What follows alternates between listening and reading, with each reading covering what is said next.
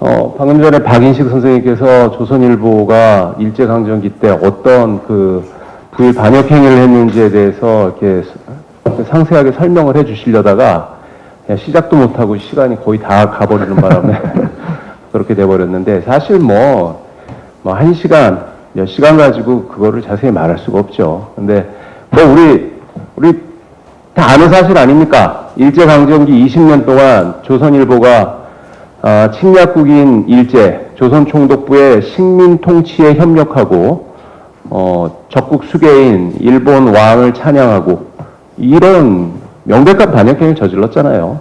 뭐, 거기에 대해서 그렇게 상세히 얘기한다는 것 자체가,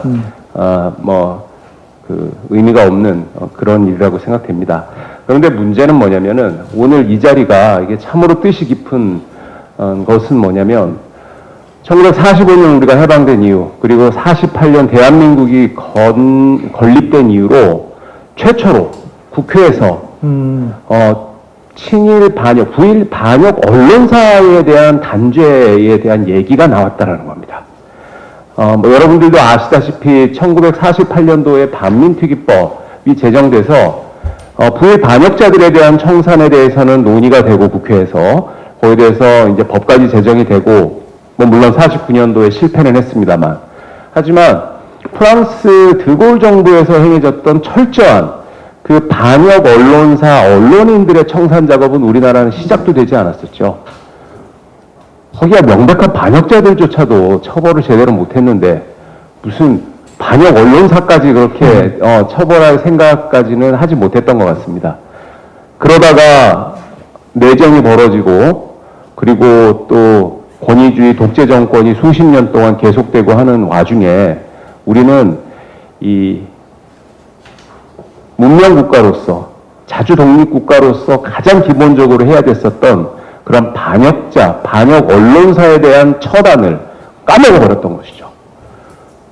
그런데 2022년, 바로 오늘, 이곳 국회에서 이 반역 언론사 조선일보에 대한 그 처벌 입법과 그 당위 필요성에 대한 이 특별 세미나가 열리게 된 것, 대단히 우리 국가적으로 뜻깊게 생각하고요. 그리고 이런 자리를 마련해 주신 그 세 분의 국회의원, 강민정 의원, 김의겸 의원, 최강욱 의원, 이 세 분께 아주 깊이 감사드립니다. 근데 기왕이면은 제 감사 인사를 이 자리에 앉아서 좀 들으셨으면 좋았을 텐데, 중간에 나가셨어요. 이 동영상이 있으니까, 나중에라도 꼭 좀 보시길 바랍니다. 강민정 의원님, 이 인사말을 통해서 제가 강 의원님과 그 다음 김의겸 의원님의 이 문제에 대한 인식을 한번 쫙 봤는데 깜짝 놀랐습니다. 아주 철저한 그런 역사인식과 올바른 언론 개혁에 대한 그런 그 당위, 방향을 알고 계시고 그것을 분명하게 그렇게 인사말에 적으셨더라고요. 그러기 때문에 이런 자리가 그분들의 도움으로 이곳 국회에서 마련될 수 있었다고 생각합니다. 제 개인적인 소개를 좀 드리자면, 저는 그 일제강점기에 만주에서 그 독립군 양성학교였었던 신흥무관학교를 설립하고 또 이제 교장으로 근무하셨던 규은윤기섭 선생의 손자입니다. 규은윤기섭 선생은 그 신흥무관학교가 이제 문을 닫은 다음에는 상해 임시정부에 합류를 하셔가지고 거기서 이제 해방될 때까지 계속 독립투쟁을 하셨고요. 그 상해 임시정부에서 의정원 의장, 그러니까 지금으로 치면 국회의장까지 역임을 하셨어요. 그러니까 이곳 국회에서 그 손자인 제가, 제 친할아버지가 평생 그 몸을 바치고 헌신하셨던, 부일 반역 청산에 대한 이런 세미나를 하는 것이 의미가 있다라고 생각이 되고, 또 한편으로는 굉장히 씁쓸하기도 하죠.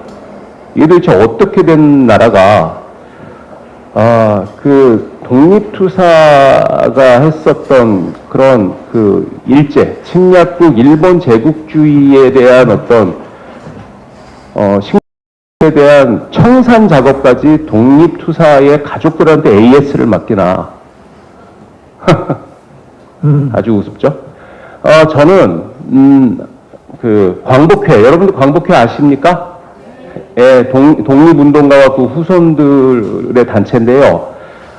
저는 한 10여 년 동안, 지금 한 12년 정도 그 광복회 고문 변호사를 맡고 있고요. 그리고 이 2005년도에 제정된 친일재산 귀속법에 따라서 친일파 후손들의 그런 친일 재산들을 국가가 귀속하는 그런 작업을 해왔지 않습니까? 그런데 그 중에 가장 거물 친일파인 이해승의 그 재산, 그게 그 부동산인데 약 한 300~400억 정도 되는 엄청난 재산이에요. 그런데 그 재산에 대한 국가귀속 처분이 법원에서 취소 판결이 내려져가지고 그 잔챙이들, 피라미 친일파들의 친일 재산은 국가들이 다 귀속을 했는데 거물 친일파의 친일 재산은 국가가 귀속을 못하는 이런 어처구니 없는 일에 대해서 제가 이제 국가를 도와서 그걸 보조 참가라고 합니다. 소송에서. 그 소송을 몇 년 동안 계속 해오고 있어요. 지금 현재도 그 재판은 진행 중에 있습니다. 대법원에 있는데 참 제가 법원에 가가지고 딱 법대가 이렇게 생겼어요. 저는 저 가운데 판사들보다 이제 아래쪽에서 판사를 설득을 한 겁니다. 친일 재산은 국가에 귀속해야 됩니다.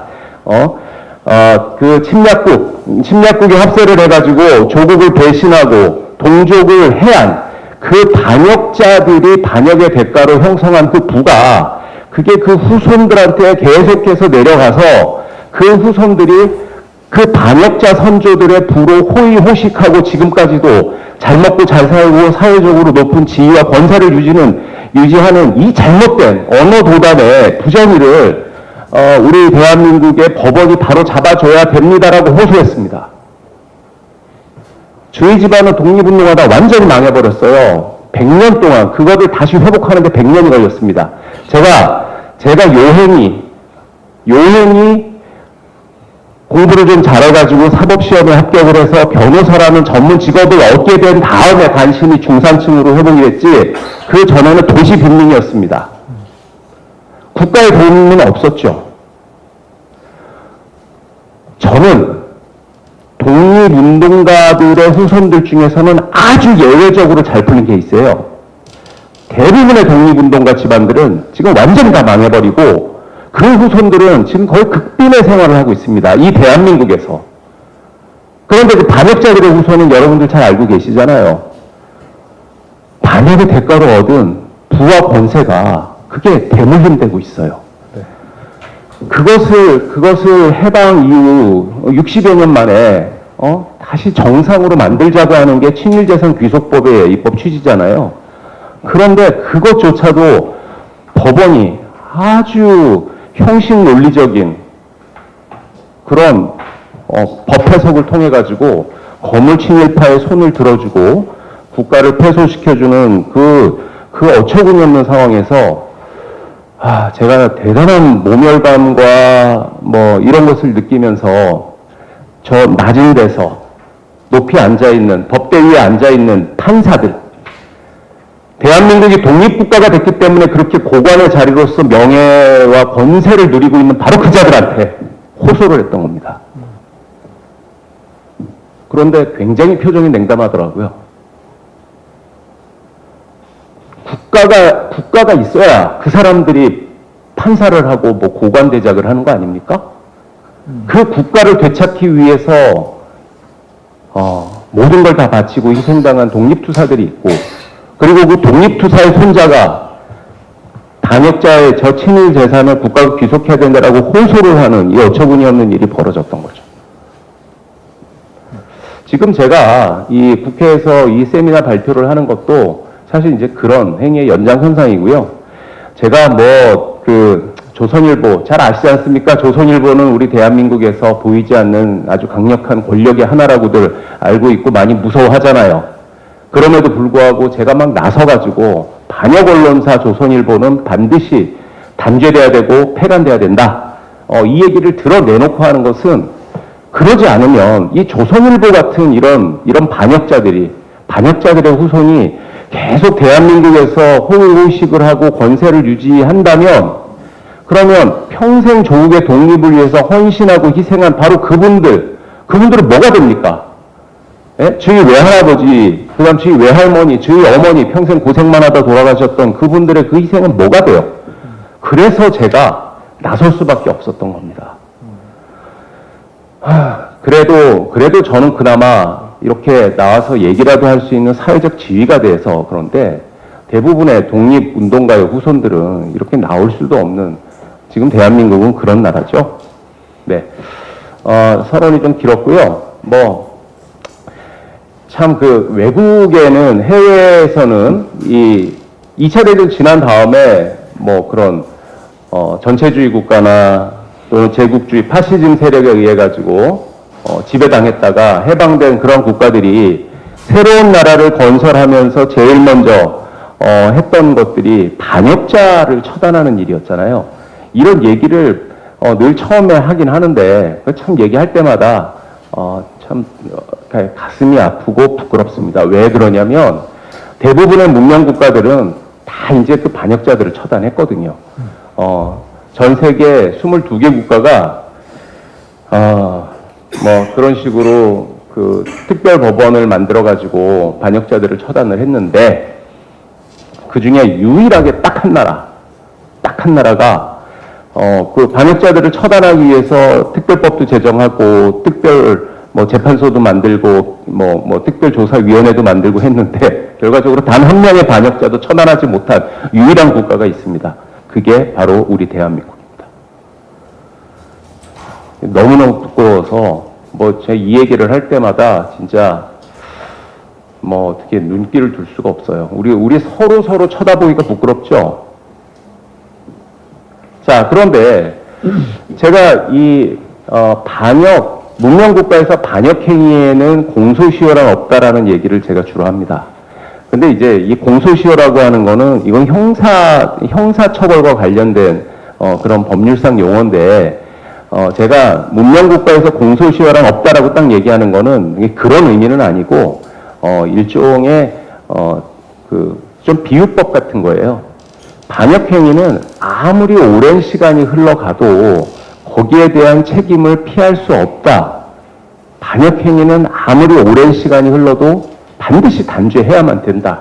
그래야 국가의 독립성과 국가의 존립과 안정, 그것이 보장된다. 바로 그런 얘기를 그렇게 짧은 한 문장으로 압축해서 얘기하는 겁니다.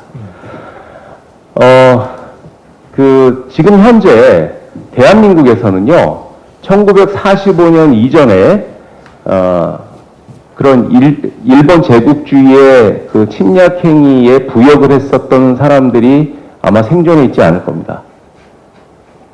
아마 그럴 거예요. 그때 아마 1945년도에 20살이었다 하더라도 지금 몇 년이 지났습니까? 77년인가? 74년, 75년이 지났기 때문에 거의 100살 가까이 됐겠죠. 거의 있긴 어려운데, 그런데 이제 조선일보는 말입니다. 이건 법에서 사람은 두 종류가 있어요. 자연인과 법인이라고 하거든요. 자연인은 바로 이제 우리들 같이 생물적으로 살아 움직이는 존재를 말하는데, 그렇기 때문에 법적으로는 단체에 대해서도 권리 의무를 부여를 하고 그렇게 하거든요. 그러니까 조선은 회사지 않습니까? 가장 대표적인 단체. 그 단체의 특징은 뭐냐면 아무리 오랜 시간이 흘러도 늙어 죽는 법이 없다라는 거죠. 그렇기 때문에 그 단체에 대한 법적 책임 단죄는 그것은 아무리 오랜 시간이 흘러도 여전히 할 수 있다라는 겁니다. 예. 근데 그 생각을 지금까지 못 해오고 있어요, 사람들이. 너무나 당연한 건데 이거는 사실 저희 법조인들의 잘못이 가장 큽니다. 일반인들은 시간이 많이 지났으니까 일제강점기 때 그 일본 놈들한테 부역했었던 사람들 다 늙어 죽었는데 이제 무슨 단죄를 하나, 그냥 그 정도 생각하고 말아버리잖아요. 그런데 하지만 일제시대 때 조선 총독부, 제국주의 일본에 부역하면서 국가사회적으로 가장 그 악질적인 그런 반역 행위를 했던 주체 중에 하나가 조선일보 같은 반역 언론사거든요. 맞습니까? 개인이 떠드는 것보다 조선일보는 그러한 단체가 언론사가 그것도 일왕을 찬양을 하고 침략국 정부의 그런 식민 통치에 막 앞장서서 막 정당화하고 우리 조선 인민들은 일본 왕의 충용한, 그러니까 충성스럽고 용감한 한국 시민이 돼야 된다, 뭐 이런 식으로 그냥 가스라이팅입니까? 하여튼 그런 짓을 저질러서 일제 식민 통치를 공고히 한 바로 그런 아주 악질적인 반역 행위를 저질렀었던 바로 그 회사 단체가 지금까지도 아주 건재하면서 오히려 일제 강점기보다 더 기세등등하게 우리 대한민국 사회에서 책임지지 않는 그러한 권력으로서 존재하고 우리 사회에 끊임없이 아주 해로운 영향을 계속 끼치고 있다는 사실이, 이 논의를 우리가 많은 시간이 흘렀지만 바로 어제의 일인 것처럼 생생하게, 그리고 시급한 필요성을 느끼면서 이제 해야 된다는 것입니다. 자, 이 정도면 도입이 됐을까요? 네.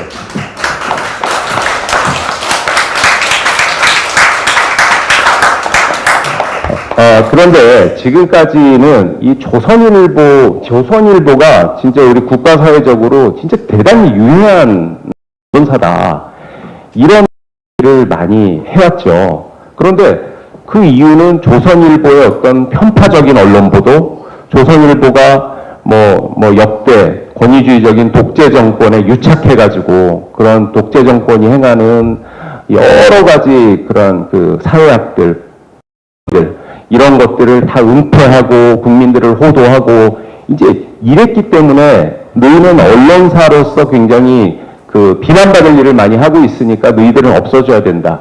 이제 보통 그 정도 인식에서 우리는 조선일보 문제를 바라보고 있었습니다.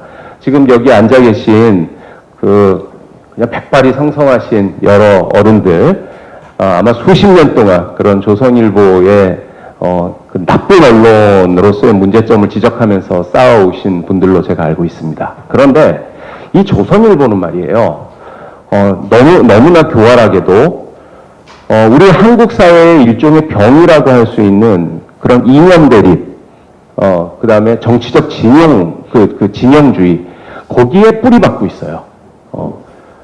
그게 일제강점기에는 그 가장 강력한 권력이었던 바로 침략국하고 유착을 하고, 해방된 이후에는 가장 강력한 그런 그 무력을 가지고 있었던 독재 정권하고 유착을 하고, 지금은 민주화가 어느 정도 된 오늘날에는 이것은 어떤 진영론이나 이념 대립을 공고화하면서 그 중에서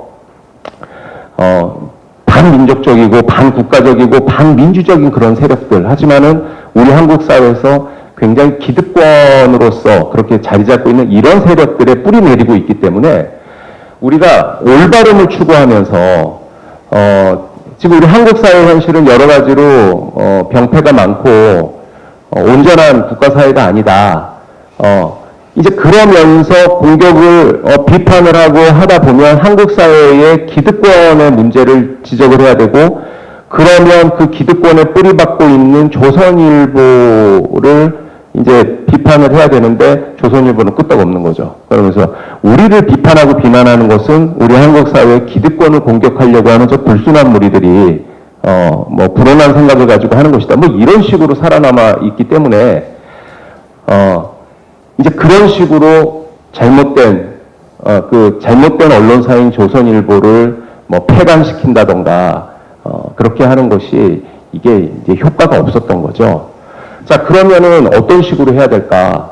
이것은 정치적 이념이나 또는 좌우 진영이나 이런 것과 상관없이 문명국가의 기본적인 원칙에 의해서 반역자는 반드시 단죄되어야 된다라는 이런 자명한 원칙에 터잡아서 반역 언론사 조선일보에 대한 단죄가 이제까지 이루어지지 않았으니까 그것을 지금이라도 해야 된다.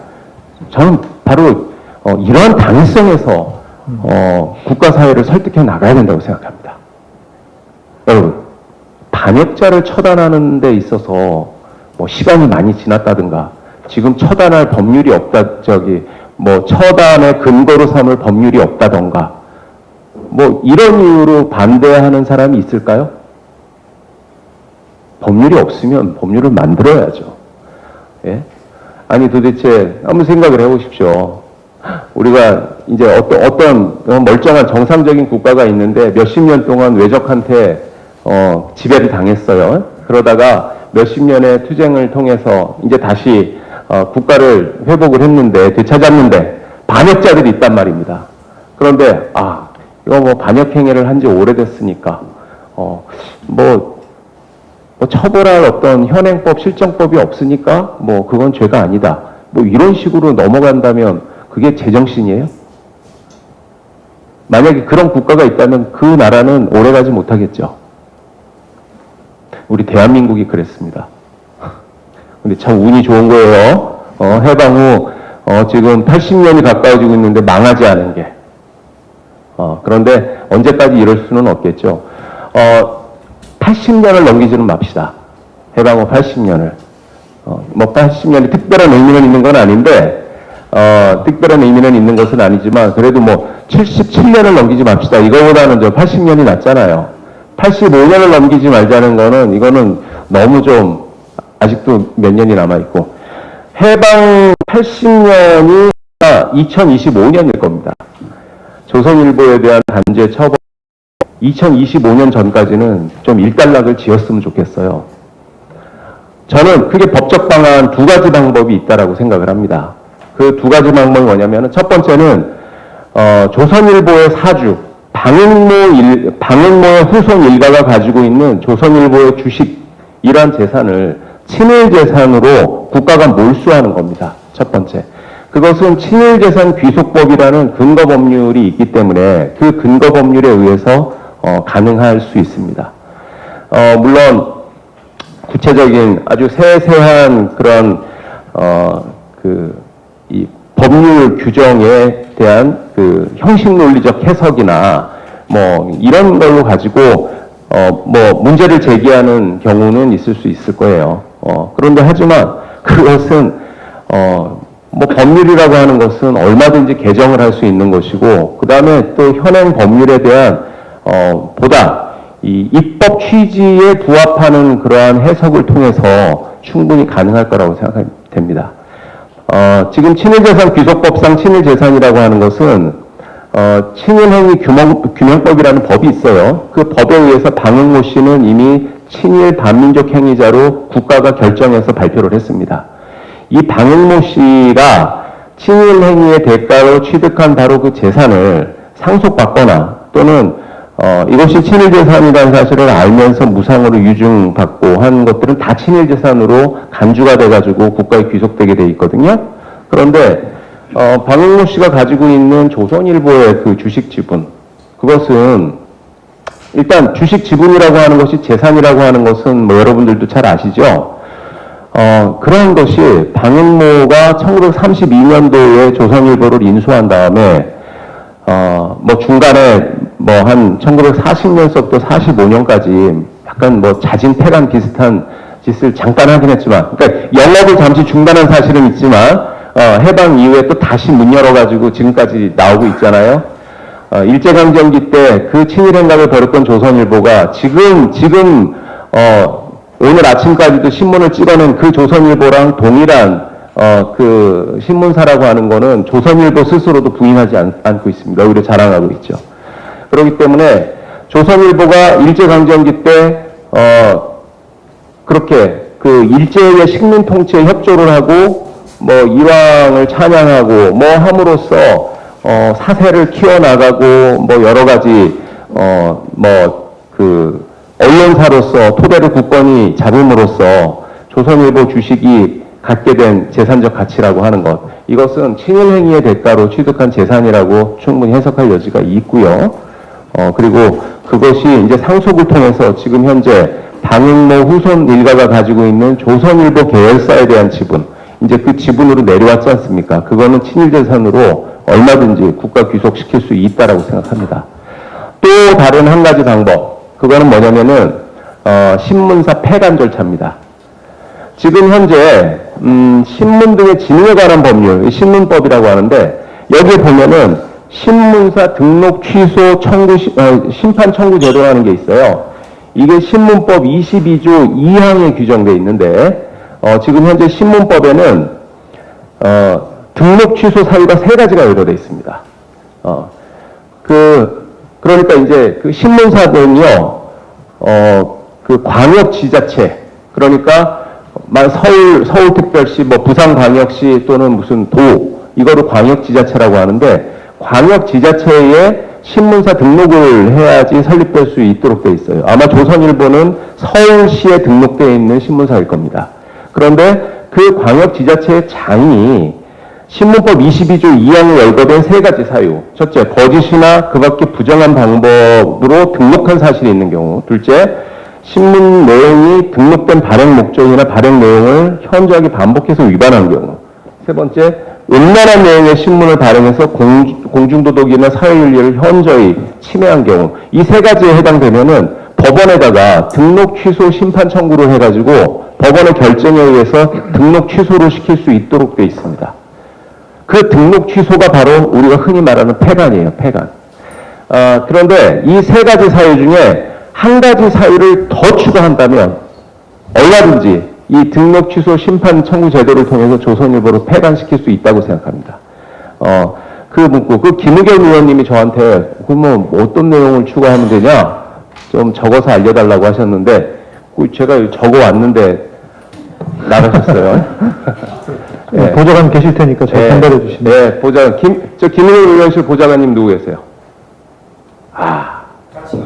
네, 계시군요. 네, 꼭 좀 알려드리세요. 제가 그냥 대략 정한 문구는 4호, 침략국에게, 예를 들면 침략국 또는 적국, 또는 뭐 무슨 반국가 단체, 또는 뭐 이런 식으로 해도 됩니다. 침략국에게 협력하고 침략국 수괴나 그 지시를 받는 자의 활동을 찬양, 고무, 선전 및 이에 동조한 경우. 이거는 언론사가, 신문사가 이런 짓 하면 당연히 폐간시켜야 되는 거 아닙니까? 너무나 당연해서 신문법에는 규정을 안 한 거예요, 이거. 그런데 규정할 필요가 있는 거죠. 왜 그러냐면 이 짓을 저지르고도 뻔히 대한민국 1등 신문사를 자처하는 그런 신문사들이 있으니까. 그리고 앞으로도 여기에 해당되는 신문사가 나오면 바로 폐간시켜버릴 수 있도록 이 4호를 신문법 개정을 통해서 집어넣으면 되는 거죠.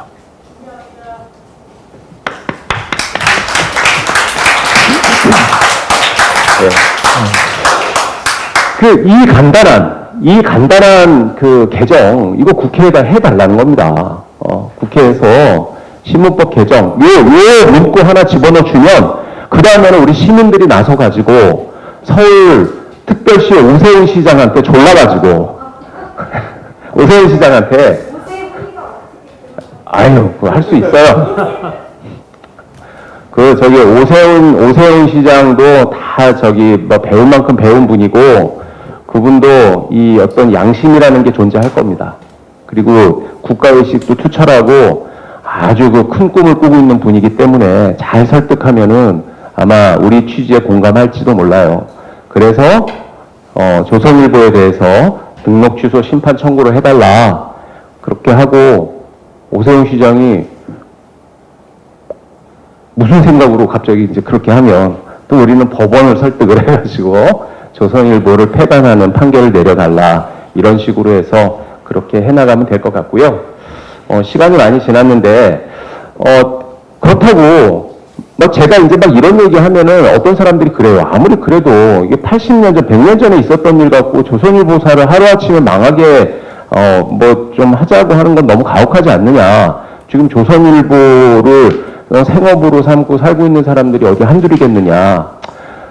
뭐 사실 저는 절대로 조선일보를 지금 폐간시키는 게 과한 일이라고 생각은 하지 않습니다만 또 그분들 얘기도 일리는 있다고 생각해요. 그래서 무조건 법적 조치를 취할 게 아니라 먼저 조선일보와 사주 일가한테 요구를 하고 그 요구 사항을 불응할 경우에 이런 법적 조치로 나가는 것이 어떨까 저는 생각합니다. 제가 조선일보와 사주 일가에 대해서 요구하는 세 가지는 이겁니다. 첫 번째, 조선일보사 사주 방씨 일가의 조선일보 지분은 친일재산이므로 국가에 헌납해라. 그리고 방씨 일가는 향후 조선일보는 물론 대한민국 언론계에서 영원히 떠날 것. 일본 언론계에서 활동하는 것까지 뭐라고 하지 않겠습니다. 두 번째, 조선일보는 일제강점기에 20여 년 동안 자행했던 친일 반역 행각, 이승만 박정희부터 전두환에 이르는 독재 정권 시기에 저질렀던 반민주, 반민족적 행각을 전부 국민 앞에 공개하고 이에 대해 전 임직원이 그 잘못을 인정하고 깊이 뉘우치며 향후 절대로 그와 같은 잘못을 저지르지 않겠다라는 대국민 성명을 할 것. 하나 더 있습니다. 세 번째, 위와 같은 과거의 잘못, 그 잘못에 대한 인정과 뉘우침, 그리고 향후의 각오를 조선일보의 정관, 사훈 및 각종 내부 지침과 규정 등으로 명시할 것. 이 세 가지를 조선일보와 사주 일가가 받아들인다면 뭐 한 번쯤 용서해 줄 수도 있지 않을까요? 네. 자, 제가 이제 조선일보 그 단죄에 대한 법적 방안에 대해서 발표는 여기까지고요. 그 언론개혁과 관련해서 제가 조금 제 생각을 말씀드리자면 조선일보가 존재하는 한 언론개혁은 불가능합니다. 그것은 뭐냐면은 언론개혁이라고 하는 지금 언론개혁 입법 그 최근에 뭐였죠 그 법 제목이? 그 최근에 무슨 징벌적 배상제도 뭐 해가지고 논의가 됐었던 게 뭐 무슨 법이었죠? 언론중재법. 그 다음에 2004년도에 보면 정기간행물법. 뭐 이제 막 그런 개정을 놓고 언론개혁 입법의 방안에 대해서 아주 뭐 엄청 그 깊은 있었지만 다 실패했잖아요. 실패할 수밖에 없어요. 왜 그러냐면은 언론개혁 입법이라고 하는 것은 마치 어떤 것과 똑같냐면은 예컨대 어떤 그 농작물을 키우는 밭이 있는데 그 밭에 막 이렇게 막 잡초들이 생겨나고 그다음에 그 해충들이 막 번지고 하니까 이제 그런 것을 막기 위해서 뿌리는 농약 같은 거예요. 그런데 지금 우리 대한민국 언론계라는 이 텃밭을 망가뜨리는 가장 큰 문제는 그런 잡초와 해충이 아니라 멧돼지입니다. 멧돼지. 조선일보라는 멧돼지예요. 멧돼지를 어떻게 농약으로 잡습니까? 만약에 멧돼지를 잡을 수 있는 농약을 만들어버리잖아요? 그러면 그 텃밭이 죽어버립니다. 그 텃밭에서, 키워낸 그 농작물을 사람이 먹을 수 없게 돼요. 그러니까, 멧돼지가 농사를 망치는 텃밭은, 멧돼지를 총으로 먼저 잡은 다음에, 그 다음에 뭐 잡초나 해충을 잡을 수 있는 적절한 농약을 뿌려야 되는 거죠. 언론개혁 입법은 어떤 종류의 농약을 우리가 만들어서 사용하는 게 좋겠냐는 그러한 논의이기 때문에 조선일보가 건재한 이상 모든 언론개혁 입법 논의는 다 무용합니다. 그래서 언론개혁의 출발은 조선일보를 폐간시키는 거에서부터 시작되는 겁니다. 자, 여기까지 하겠습니다. 네, 드려야 될 것 같습니다. 우리 정철수 변호사님께서 현행법으로 가능하다고 하셨는데 신욱주 교수님께서는 안 된다, 부족하다, 특별법 제정이 필요하다고 하셨거든요. 이 부분에 대한 말씀과 또 이제 한꺼번에 저의 질문이기도 합니다. 지금 정권이 윤석열 정권인데 그리고 민주당이 지난 민주정권에서도 못했는데 이게 지금 가능할까? 이 이야기 두 가지를 질문을 좀 드릴 수밖에 없네요. 네. 저는 현행법으로 가능하다라고 말하지 않았습니다. 개정이 필요하다고 얘기했고요. 네. 그 개정이라고 하는 것이, 아까 전에 이제 신옥주 교수님은 뭐 가령 신문법 22조 제2항 그 4호 그것을 하나 집어두면 신문사 등록 취소 심판 청구가 가능하다라는 것이 제 의견이었는데 뭐 그렇게 할 수도 있겠지만 그 과거사의 문제로 신문사의 등록 심판 청구를 하는 것은 전체 법의 체계와 맞지 않기 때문에 그냥 특별법으로 하나 만들자 뭐 이렇게 지적을 하셨던 것 같습니다. 그런데 글쎄요, 뭐 저는 그 문제, 그거 하나 집어넣는 것이 뭐 신문법의 체계와 제도의 취지에 뭐 저촉되거나 또 그래서 어떤 문제가 생긴다고 보지 않습니다. 그건 충분히 할 수 있다라고 보고요. 그리고 친일재산 귀속법 지금 현재 그 규정되어 있는 것으로만 보면은 좀 매끄럽게 적용되지 않는 측면이 있어요. 그것은 왜 그러냐면 친일재산 귀속법이라고 하는 것이 이게 이제 개인이 어떤 친일 반역 행위를 한 것을 전제에 두고 그렇게 그 제정된 것이기 때문에 언론사를 통한 그런 어떤 그 분리 반역 행각 이제 이런 것에 대해서 재산을 몰수하고 하는 거에는 딱 떨어지지 않는 거죠. 그러니까 그거에 맞게 국회에서 친일재산 귀속법의 일부 그 규정들을 좀 개정할 필요가 있다라고 생각합니다. 실제로 친일재산 귀속법은 이미 한 번 개정이 됐었어요. 그 거물 친일파 이해스인에 대한 재산 귀속 처분이 법원에 의해서 취소되니까 막 국회의원들이 그때 이제 김을동 의원이 대표 발의해가지고 그건 진짜 그 법원이 잘못한 거거든요. 그거 법원이 이해승 그 판결은 법원이 잘못한 겁니다. 도대체 어떻게 해서 그런 1심의 서울행정법원에서는 친일 반역자 이해승 소송이 패소했는데 그게 서울고등법원에 올라가가지고 갑자기 1심 판결이 바뀌어버렸어요. 그때 재판장은 박병대라는 사람이고 박병대는 여러분들 아시는 사법농단에 뭐 그걸로 해가지고 나중에 뭐 구속되고 할 뻔한 그 사람인데 구속됐나? 갑자기 뜬금없이 서울행정법원의 판결이 잘못됐다라고 그렇게 친일 반역자의 손을 들어준 바로 그 재판부 담당 판사는 몇 달 지나고 나서 한 두세 달인가 지나서 옷 벗고 대형 로펌으로 갔습니다. 그리고 그 사건이 대법원에 올라간 다음에 심리 불속행위라고 해가지고 그냥 형식 재판으로 종결돼 버렸는데요. 그건 뭐냐면은 대법원은 뭐 법률심이기 때문에 법률 해석에 관한 그런 사건들만 대법원에서 보통 판단을 내리는데 거기에 해당되지 않으면은 뭐 심리 불속행 해가지고 빨리 끝내버리거든요. 형식 재판으로. 그런데 지금 이해승 사건은 1심 행정법원은 친일재산 귀속법의 어떤 해석에 의해서 이거는 친일파의 주장이 틀렸다라고 했는데 항소심 고등법원은 친일파 항소 주장이 맞았다라고 법률 해석이 어긋나는 사건이잖아요. 그러니까 대법원에서 거기에 대해서 판결을 해줘야 되는데 대법원이 판결을 안 하고 끝내버린 거예요. 저는 로비가 들어갔다고 생각합니다. 그래서 그 법이 잘못된 게 아니라 법원의 해석, 판결이 잘못된 건데 국회에서 뭐 법원에서 그런 말도 안 되는 아주 형식론리적인 그런 해석으로 해가지고 친일파 후손 손을 들어주니까 국회에서 진짜 뭐 두 달인가 석 달 만에 초고속으로 친일재산 귀속법을 개정해버렸어요. 법원이 그런 얼토당토하는 해석을 못하도록. 뭐 여하튼 뭐 그런 게 있습니다. 그래서 얼마든지 국회가 입법권에 의해서 국민의 어떤 그 법의식과 정의 도덕관념에 맞게 충분히 친일 반역 언론사 조선일보에 대한 그 재산 몰수, 그 다음에 언론사 등록 취소, 폐단을 할 수 있는 그런 제도적 보완을 하는 그런 그 개정은 충분히 가능하다고 생각되고요. 이거는 국회의 의지의 문제라고 생각합니다. 이건 법률 이론의 문제가 아니에요.